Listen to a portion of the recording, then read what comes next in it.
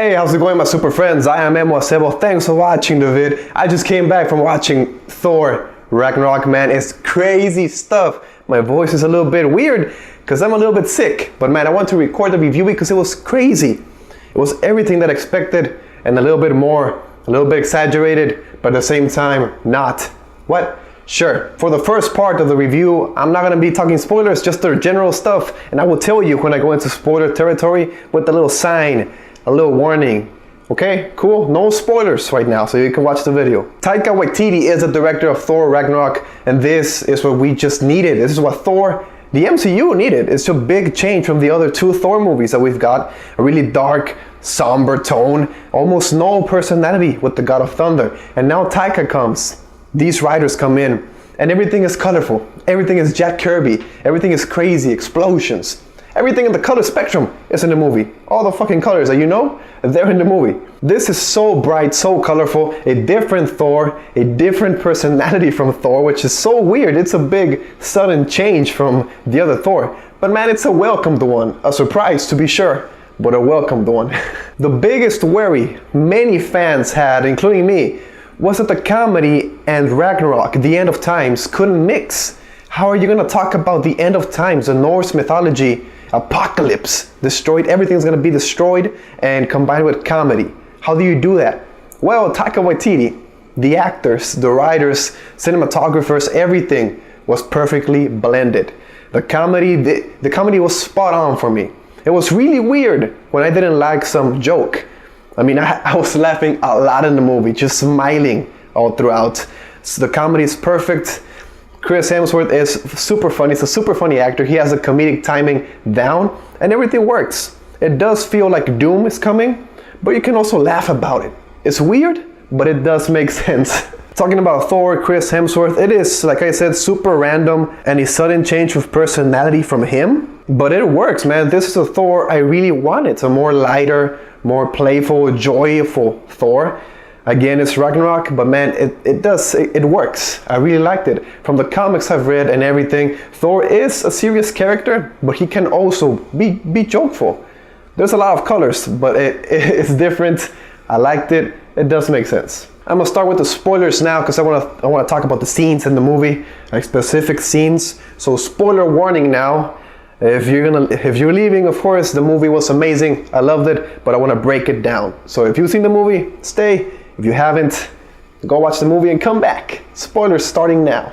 I loved this comic nod they gave to Thor. Him and his umbrella, it was like Donald Blake with the wooden stick. The visual effects in this scene were amazing. Just looks so cool, the transformation. And it makes sense that it looks good because there were 16 visual effects team working on this movie. 16, man. A shit ton of people working on the visual effects. And they were amazing all throughout. He finally controlled lightning. Something that I've been wanting to see since the first Thor movie. The guy controls lightning. Let him have some fucking bolts. Throw some bolts or get strong. And we finally got that. Super good to see. Amazing. Also, he doesn't need Mjolnir to kick ass or to fly. He has been shown to fly without the hammer and also super powerful without it. He doesn't need Mjolnir. And I'm glad they did that justice in the movie. It just made him so much powerful. Now people respect him even more.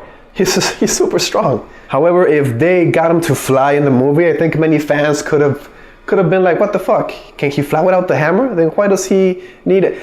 Fans could have been confused by that. So it's okay. They didn't have to make him fly, but he can. And the great chemistry with Tessa Thompson's Valkyrie was spot on. I really liked Tessa's Valkyrie. She had to play this character that wants to forget her past, to erase those memories with booze and violence.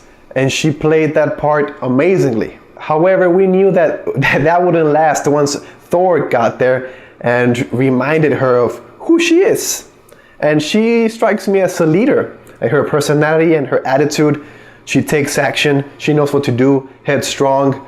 She's a great Valkyrie, and I think she could have been one of the leaders. Maybe with the shot of the Valkyries fighting Hela, it does prove my point that she is a leader, but she played that part amazingly. Although it was a sudden change of heart from wanting nothing with Asgard to now joining the team and fighting for Asgard, risking her life.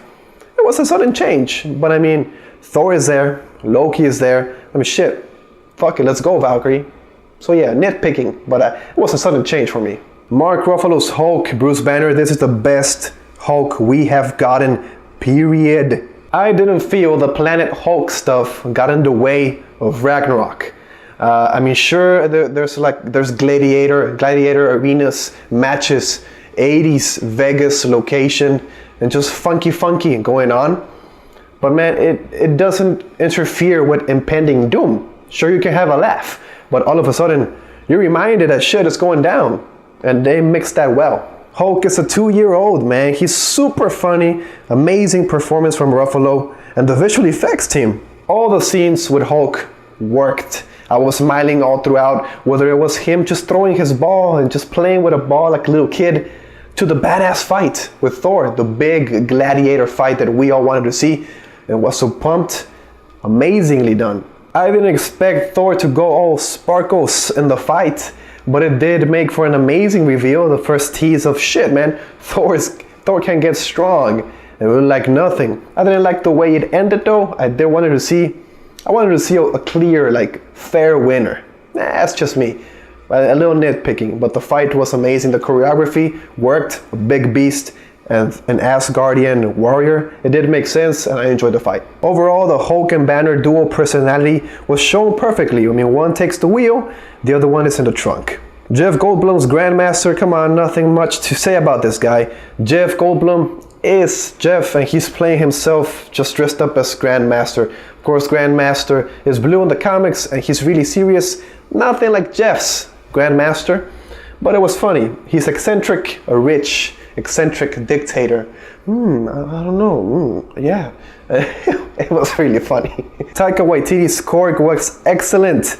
I didn't expect the high-pitched voice like many of you, and it was just a really cool nod to the comics. They were the warriors, like the Warbound, Hulk's Warbound, and they were Hulk's friend in the comics, and here they helped Thor out.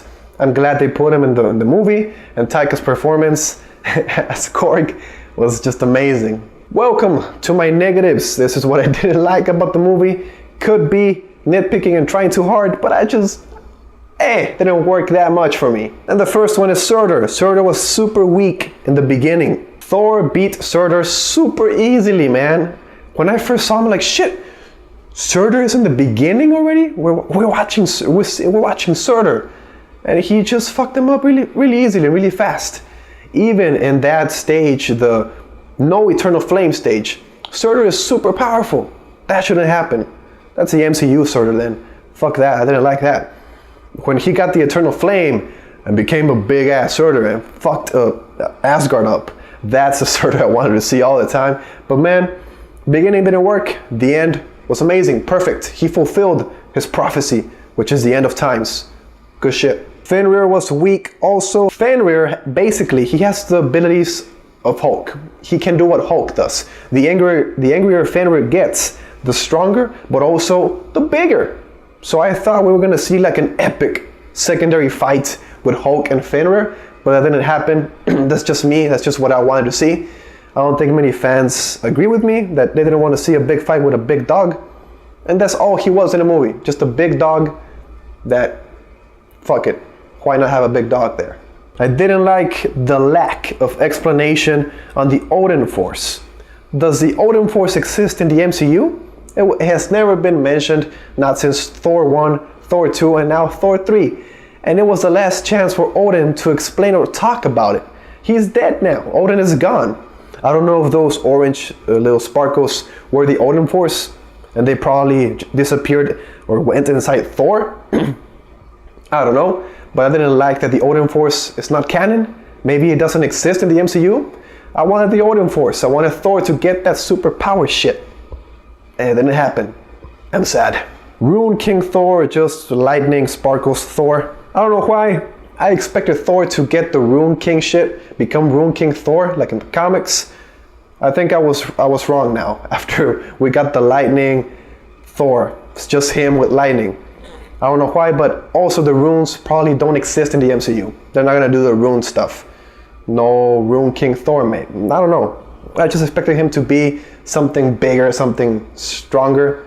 But it's okay. What we got was okay. I liked him. And if he got the Rune King Thor power, I think he could beat Hela really easily. So it's okay that he didn't get it then, because it wouldn't be a biggest fight. And finally, Doctor Strange's forced cameo. That is what it felt like for me. Really forced to have Doctor Strange there. There was no need. Sure, Odin was missing, but they could have done something else to find him. They didn't need Doctor Strange to. All he literally did was teleport Loki and Thor. That's it. And also, nitpicking, if he is there, just ask for his help, man. Ask for him to help and defeat Hela. I mean, shit. Doctor Strange is super powerful. Not that powerful in the MCU, but he can help. He could have been an amazing, big, strong ally, and they didn't use him. I know, Doctor Strange has nothing to do with Thor Ragnarok, but shit, neither does Planet Hulk, and they got that in, so just my negative. In conclusion, Thor Ragnarok, the end of times, and comedy do mix well. I love the movie, really like the performances from everyone. Everyone did their best. Jeff Goldblum, Thor, Loki. I didn't talk about Loki because there's nothing much there. It's the same. Betrays, acts good, seemingly good in the end, but he probably gonna betray them again. Love the visual effects. I love the directing by Taika Waititi. I hope he does Thor 4, like he is talking, and there's rumors of him doing Thor 4. I hope he does it. It's just really cool, really colorful, really comic book like Jack Kirby stuff. I loved it. Really enjoyed the movie. So I'm gonna give it a big ass A. Thanks for watching my video, my friends. I am Memo Sebo. My voice is fucked up. That's why it's so weird. If you enjoyed, please click the like button, share the video with some friends, some other super friends. Leave me in the comments down below your review. Did you like the movie? Did you not? Did the comedy work for you, or did it ruin it? Work for me? Tell me down in the comments, okay? Tell me. Subscribe to see more. Follow me on my Instagram, on my Twitter, and of course, I'll see you in the next one.